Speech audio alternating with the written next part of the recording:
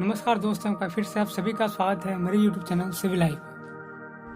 दोस्तों आज से हम शुरू करने जा रहे हैं BBM स्टडी मटेरियल के अंतर्गत life history of doctor CV Raman. तो जैसा कि आप सभी डिमांड कर रहे थे कि जल्द से इसको शुरू किया जाए और अभी भी लगभग हमारे पास 1 महीने का समय है, इसमें हम इसको पूरा कर लेंगे। चलिए आज से हम शुरू करते हैं। इसको मैंने प्रिंट आउट कर लिया है ताकि मुझे पढ़ाने में आसानी हो। और आप कमेंट करके बताइएगा कि आपको किस भाषा यानी कि बाइलिंगुअल चाहिए या फिर हिंदी में हो जाएगा इसको, क्योंकि अलग अलग स्टेट से बच्चे ये वीडियो देखते हैं तो मुझे पता नहीं है कि किस स्टेट के ज़्यादा हैं। तो मैं कोशिश करूँगा इसको बाइलिंगुअल लेने के लिए। तो हम पहला चैप्टर इंट्रोडक्शन से शुरू कर रहे हैं।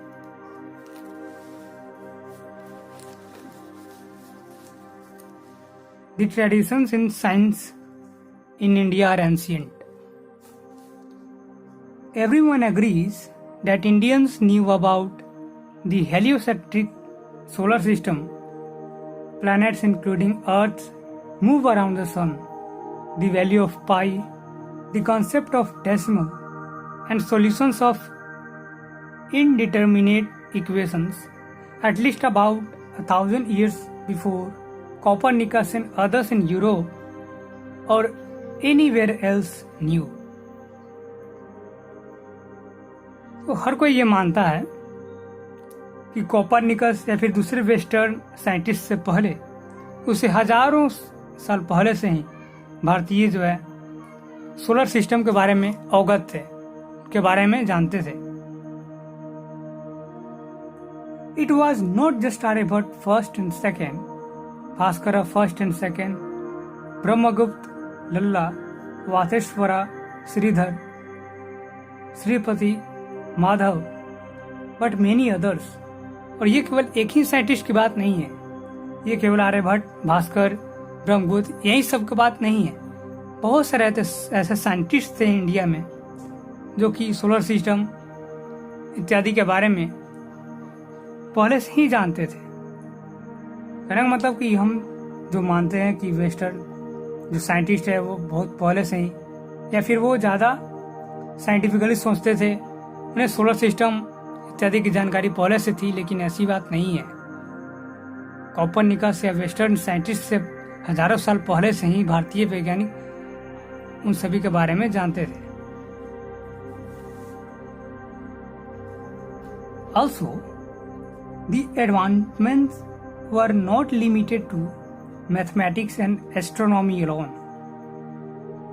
और ये बात केवल मैथमेटिक्स या एस्ट्रोनॉमी की नहीं है। ऐसा नहीं केवल मैथ्स में जैसे वैल्यू ऑफ पाई ये सब के बारे में बात हो रही है या एस्ट्रोनॉमी में हुआ हो, इन आर्किटेक्चर में भी, आयुर्वेदा में भी, केमिस्ट्री और मेट्रोलॉजी में भी India was far ahead of the western Nations. Western nation से कहीं आगे इन सभी क्षेत्रों में भी भारतीय वैज्ञानिक रहे हैं। इनमें उतने प्रश्न नहीं आते हैं, बस आपको ये ध्यान रखना है। ऐसे 1-2 हो सकता है कि कितने समय पहले से भारतीय सोलर सिस्टम के बारे में जानते थे। तो जहाँ इंपॉर्टेंट प्रश्न मुझे लगेगा मैं खुद ही 1-2 बार उसको पढ़ के बताऊंगा और टिक भी लगा दूंगा यहाँ पे ये इंपॉर्टेंट है, आपको ध्यान रखना चाहिए। ठीक है। The prosperity was also at its zenith. Zenith का मतलब होता है पीक, एकदम ऊंचाई पे। With trade through sea and land routes spread to far away countries. और prosperity की बात करें, समृद्धता की बात करें तो वो भी उस समय एकदम पीक पे था, जब समुद्र मार्ग और जो लैंड रूट होता था उससे जो व्यापार चलता था, उस व्यापार से प्रोस्पेरिटी भी अपने पीक पर थी।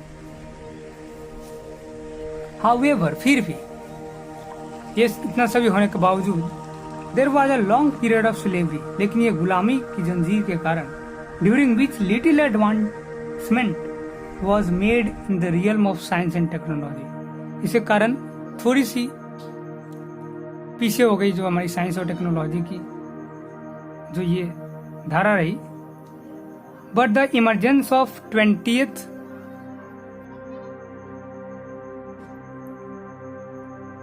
saw a dawn of new era in India, a kind of renaissance. लेकिन 20वीं शताब्दी में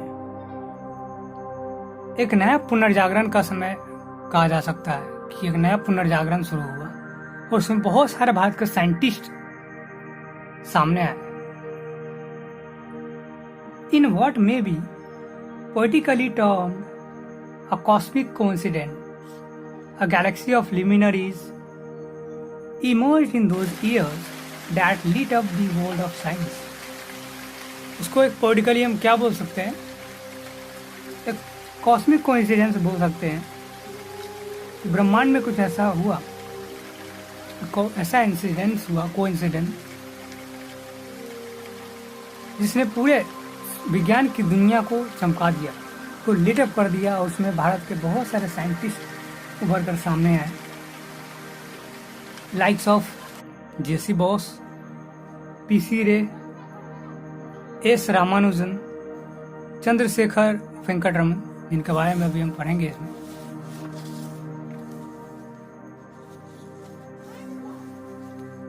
Birbal Sahni, M Shah, S N. Bose and many others earned tremendous respect for Indian intellects. उन्हें बहुत ही tremendous respect प्राप्त किया अपने कार्य के लिए. Raman's life was outstanding and had been shaped by many factors. CV Raman का जीवन बहुत ही आउटस्टैंडिंग रहा और उनकी जो शेप, उनके जीवन का शेप है, बहुत सारे फैक्टर्स पे डिपेंड करता है. सम नोन, कुछ फैक्टर हमें पता है, कुछ जाना हुआ है, कुछ अभी अनजाना है जिन्हें हम नहीं जानते हैं, एंड सम लेस नोन, और कुछ जिन्हें हम बहुत कम जानते हैं. इतने सारे फैक्टर्स हैं जिनमें हम कुछ जानते भी हैं, कुछ नहीं जानते हैं, कुछ को बहुत ही कम जानते हैं.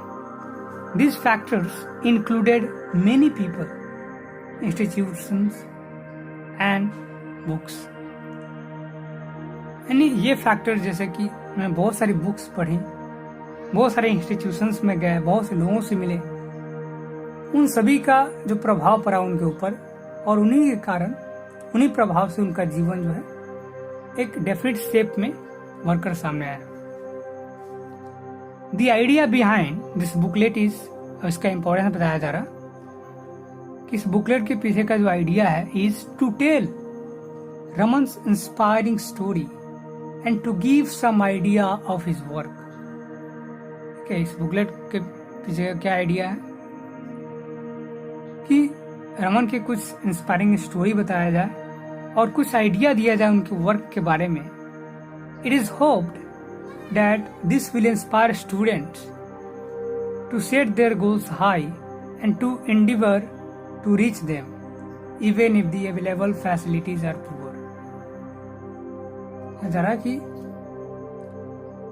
ऐसा उम्मीद किया जा रहा है, ऐसा उम्मीद है कि इस बुकलेट को पढ़ने के बाद स्टूडेंट इंस्पायर होंगे कि अपने गोल को एकदम हाई रखे, ऊंची सोच रखे, ऊंची गोल रखे और उन्हें प्राप्त करने की कोशिश करें.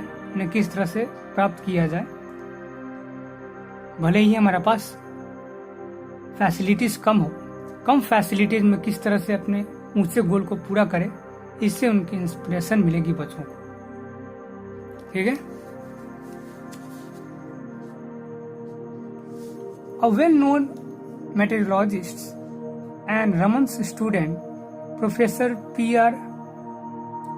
Pissarotti, once narrated a story to us how a student working with 1 kW X-ray machine in the laboratory was feeling down.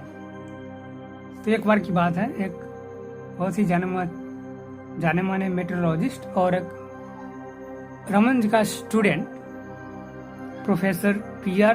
पिसरोटी, उन्होंने एक स्टोरी बताया, एक कहानी बताया कि किस तरह से एक स्टूडेंट वो अच्छा फील नहीं कर रहा था, काफी मतलब निराश था. क्यों? Because he was working with 1 kW X ray machine. वो 1 kW एक्सरे मशीन के साथ वो अपना एक्सपेरिमेंट कर रहा था और वो काफी निराशजनक स्थिति में था। Raman notice and inquired why. Raman ये नोटिस किया कि भाई क्या हुआ इसको, और इंक्वायरी किया कि भाई कोई दिक्कत तो नहीं है, कि ऐसा क्यों कर रहा है। The dejected student revealed that somebody in UK was working with an X-ray machine of 5 kW। उसने बताया कि यूके में कोई व्यक्ति जो है वो 5 kW एक्सरे मशीन के साथ काम कर रहा है, जबकि मैं तो 1 kW एक्सरे मशीन के साथ काम कर रहा हूं, तो मैं कैसे सफल होऊंगा। ये बात रमन जी को पता चली। Raman advise you should use a 10 kW brain. आप ध्यान दीजिएगा इस इंसिडेंट को, याद रखिएगा, इससे क्वेश्चन बन सकता है। डैट वॉज रमन, और ये ऐसे थे रमन। रमन जी ने कहा कि वो 5 kW एक्सरे मशीन के साथ काम कर रहा है, तो तुम 10 kW ब्रेन लगाओ। और आप समझ में आया होगा कि क्यों कहा गया है कि ये बुकलेट पढ़ने के बाद बच्चों को कम फैसिलिटी में ही अपने हाई गोल को किस तरह से पूरा किया जाए, इसका इंस्पिरेशन मिलेगा। तो वही रमन जी ने यहाँ बताया कि भले ही तुम्हारे पास सुविधाएं कम है, लेकिन तुम्हारे पास दिमाग तो है, दिमाग किसी पास कम नहीं होता। इसलिए अगर वो 5 kW एक्सरे मशीन के साथ काम कर रहा है, तो तुम 10 kW ब्रेन का इस्तेमाल करो, तुम जरूर सफल होगे।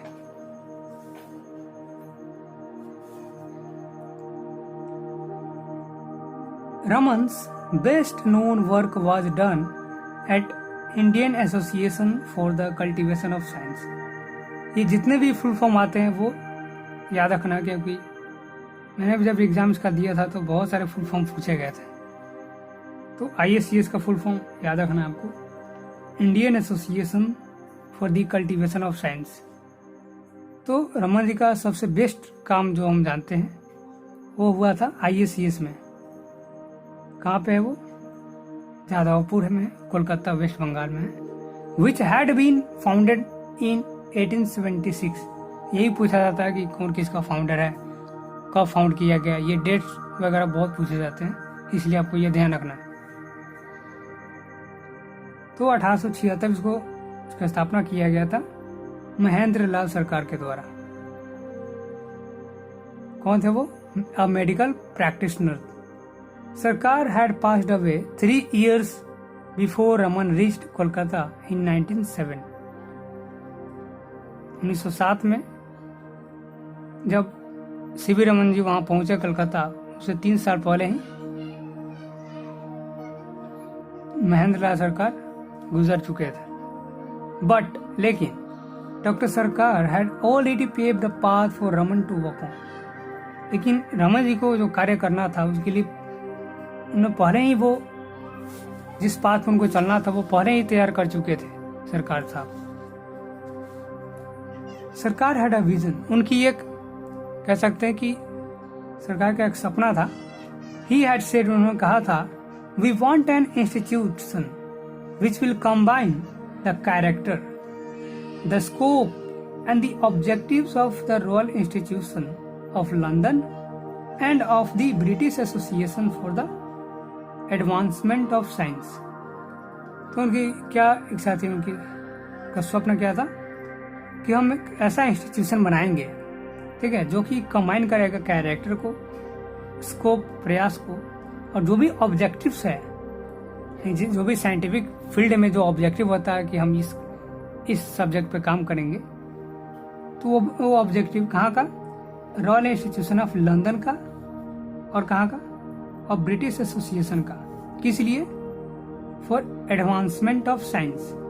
साइंस में एडवांसमेंट के लिए हम एक ऐसा इंस्टीट्यूशन बनाएंगे जहाँ पे ब्रिटेन, लंदन, ये सभी का जो भी कैरेक्टर है, स्कोप है और ऑब्जेक्टिव है, वही सब चीज को यहाँ पे कंबाइन किया जाएगा। यानी कि जिस तरह से वो लोग काम करते हैं ब्रिटेन में, उसी तरह हम भी यहाँ पे अपने इंस्टीट्यूशन में काम करेंगे। We want an institution which shall, हम एक ऐसा इंस्टीट्यूशन चाहते हैं जो कि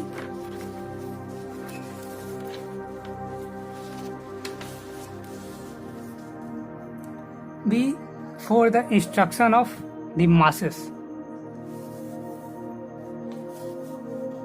where lectures on scientific subjects will be systematically delivered, जहाँ पे अलग अलग साइंटिफिक सब्जेक्ट्स पे अलग अलग सिस्टमैटिकली लेक्चर्स दिए जाएंगे, and not only illustrative experiments performed by the lecturers, but the audience would be invited. तो कुछ एक्सपेरिमेंट ही नहीं किया जाएगा वहाँ पे, बल्कि ऑडियंस को बुलाया जाएगा, ठीक है, यानी कि ऑडियंस के प्रेजेंस में सभी एक्सपेरिमेंट किए जाएंगे, and taught to perform them themselves, और उन्हें भी, यानी कि जो ऑडियंस होंगे उन्हें भी सिखाया जाएगा कि आप भी इस तरह से कीजिए, ठीक है। जिन्हें बुलाया जाएगा, जिनको लेक्चर दिया जाएगा, उन्हें भी वहाँ पे सिखाया जाएगा कि आप भी ये एक्सपेरिमेंट कीजिए। And we wish that the institution be entirely under native management and control. ये एकदम इम्पोर्टेंट है इसके बारे में कि हम ये इंस्टीट्यूशन बनाएंगे वो पूरी तरह से नेटिव मैनेजमेंट और कंट्रोल में होना चाहिए। इस पर कोई बाहरी दूसरे देश के लोगों का कंट्रोल या फिर पार्टिसिपेशन नहीं होना चाहिए, ठीक है। तो इस पार्ट में हम इतना ही रहने देते हैं, वीडियो काफ़ी लंबी हो जाएगी तो आप देख नहीं पाएंगे, तो इसको पार्ट 1 कर देते हैं, और इसका बस कुछ ही बाकी है। पार्ट 2 में ये पूरी तरह समाप्त हो जाएगा चैप्टर 1। इसके बाद में आएगा family and childhood of C V Raman. तो हम आगे दूसरे पार्ट में करते रहेंगे। तो मिलते हैं अगले वीडियो में, और आप जरूर बताइए कि वीडियो को कैसा लगा, इसमें क्या इम्प्रूवमेंट होना चाहिए, ठीक है। तो मिलते हैं अगले वीडियो में, तब तक के लिए धन्यवाद।